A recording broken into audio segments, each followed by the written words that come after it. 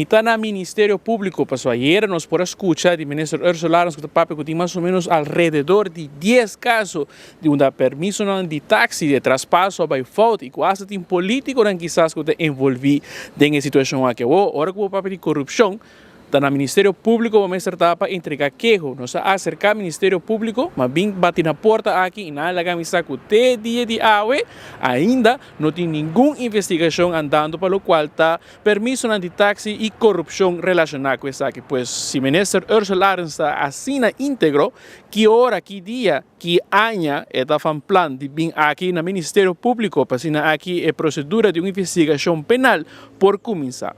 Nós também espera, nós também guarda o ministro Ursula Laurens aqui no Ministério Público e vir entregar todo o dossiê na coitada tem bonita guardar para todo o tempo aqui, mirando que esta é ministro de integridade, mirando que dia e hora o Ministério Público lo começa a actuar riba e caso aqui. Aparentemente o fiscal está mescos com o ministro presidente e tampouco sabe o que está passando.